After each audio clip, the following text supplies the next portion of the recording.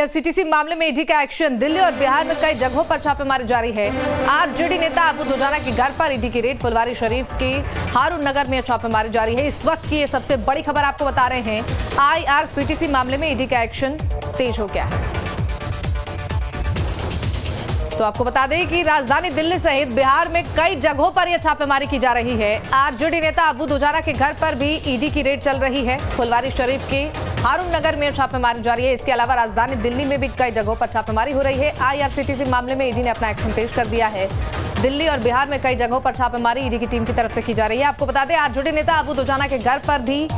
ED की red पड़ी है। फुलवारी शरीफ के हारून नगर में यह छापेमारी जारी है और मुश्किलें लालू प्रसाद यादव के करीबियों की बढ़ती हुई नजर आ रही हैं। दरअसल 2004 का ये पूरा मामला है जिसमें अब ईडी ने अपना एक्शन एक बार फिर से तेज कर दिया है। दिल्ली और बिहार में कई जगहों पर छापेमारी की जा रही है। ईडी की टीम पहुंची हुई है। आरजेडी नेता अबू दुजाना के घर पर भी ईडी की रेड।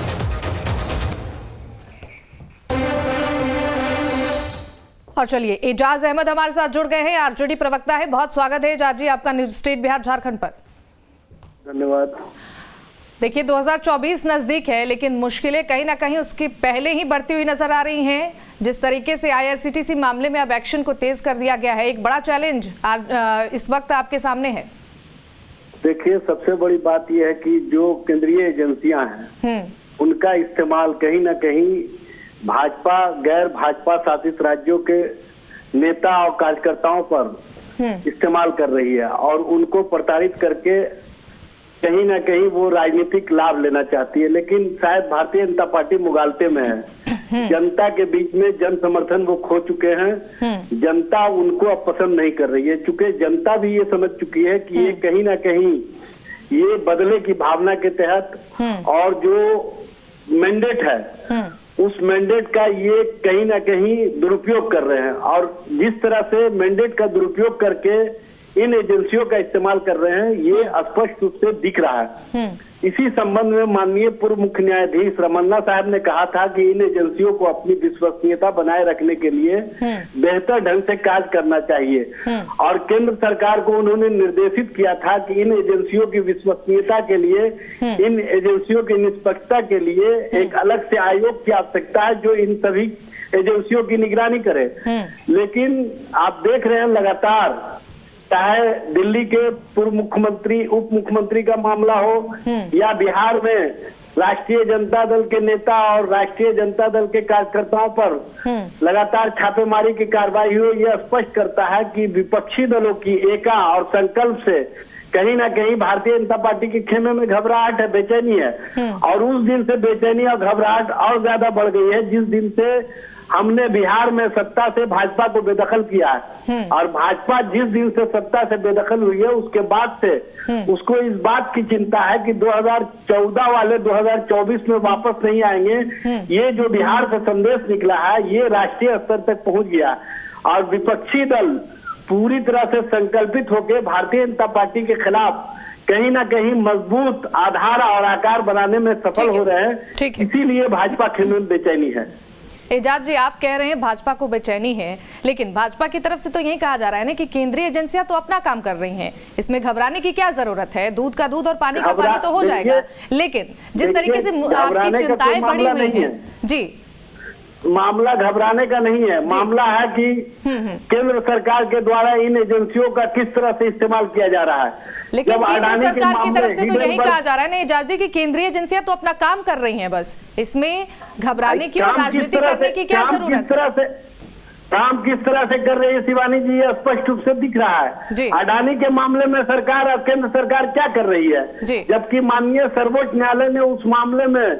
स्वयं सो मोटो नोटिस लेने का काम किया और इनके जांच के लिए अलग से एक जांच कमीशन बनाने का फैसला लिया है। यह स्पष्ट करता है कि भारतीय जनता पार्टी इन एजेंसियों को अपने मित्रों को बचाने के लिए इस्तेमाल करती है, और जो राजनीतिक विरोधी हैं, जो राजनीतिक दल के नेता और कार्यकर्ता भारतीय जनता पार्टी के खिलाफ मुखर होकर के बोलते हैं, उनके खिलाफ इन एजेंसियों का इस्तेमाल करके कहीं ना कहीं राजनीतिक लाभ लेने का इनका जो मंशा है, ये उसी मंशा के तहत इन एजेंसियों का इस्तेमाल कर रही है और करवा रही है। ठीक है एजाज जी, लेकिन देखिए कहीं ना कहीं लालू प्रसाद यादव हो, नीतीश कुमार हो, तेजस्वी यादव हो, सभी ने 2024 का आगाज कर दिया है, दावेदारी पेश की जा रही है 2024 की, लेकिन जैसी ये छापेमारी ईडी की तरफ से लगातार अब एक्शन तेज कर दिया गया है, एक मुश्किल कह सकते हैं, एक चैलेंज कह सकते हैं 2024 के लिए इसको। देखिए ये मुश्किल नहीं है, स्पष्ट है कि जो मंशा इनकी है, ये मंशा है सिर्फ चुनाव को और चुनाव के माहौल को अपने हिसाब से ये परसेप्शन बनाना चाहते हैं, और परसेप्शन बनाने के लिए इस तरह की राजनीति को कहीं ना कहीं इनके द्वारा इन एजेंसियों के माध्यम से इनका दुरुपयोग करके राजनीतिक लाभ लेने का जो इनका मंशा है उसके तरफ ये आगे बढ़ रहे हैं। लेकिन ये चाहे जितना भी प्रयास कर ले, चाहे जितनी भी कोशिश कर ले, इनकी मंशा कामयाब नहीं होगी, क्योंकि देश की जनता आज महंगाई से त्रस्त है, देश की जनता महिलाओं पर जो भाजपा शासित राज्यों में अत्याचार हो रहे हैं उससे त्रस्त है, और जिस तरह से भारतीय जनता पार्टी अपने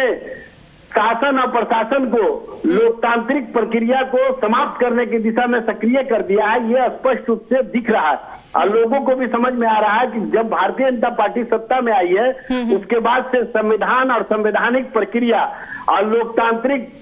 जो प्रक्रिया है उस पर कहीं ना कहीं कुठाराघात हो रहा है, और उनको हर स्तर पर रोकने का प्रयास हो रहा है, चाहे जो भी माध्यम हो भारतीय जनता पार्टी उसका इस्तेमाल कर रही है। हाँ बिल्कुल एजाज जी, ठीक है, आपने जो कहा कि बीजेपी की तरफ से केंद्रीय एजेंसियों का दुरुपयोग किया जा रहा है, 2024 का चुनाव नजदीक है और इसी वजह से जानबूझकर ये किया जा रहा है ऐसी छापेमारी, लेकिन इस बीच महागठबंधन की जब से ही सरकार बनी है तब से मुश्किलें कहीं ना कहीं बढ़ती नजर आ रही हैं। 24 का चुनाव नजदीक है, 25 का चुनाव नजदीक है, और अब जो दावेदारी पेश की जा रही है 24 की, एकजुटता का जो संदेश दिया जा रहा है, उस बीच ऐसी छापेमारी, ऐसे एक्शन का तेज होना ईडी की तरफ से कहीं ना कहीं सिर्फ आरजेडी ही नहीं बल्कि महागठबंधन सरकार की भी मुश्किलें बढ़ा सकती है। जी नहीं, ऐसी कोई बात नहीं है। देखिए, महागठबंधन संकल्पों के आधार पर बना है, महागठबंधन विचारों के आधार पर बना है, और समाजवादी सोच के सभी नेताओं ने एक स्पष्ट दृष्टिकोण के साथ महागठबंधन का निर्माण किया है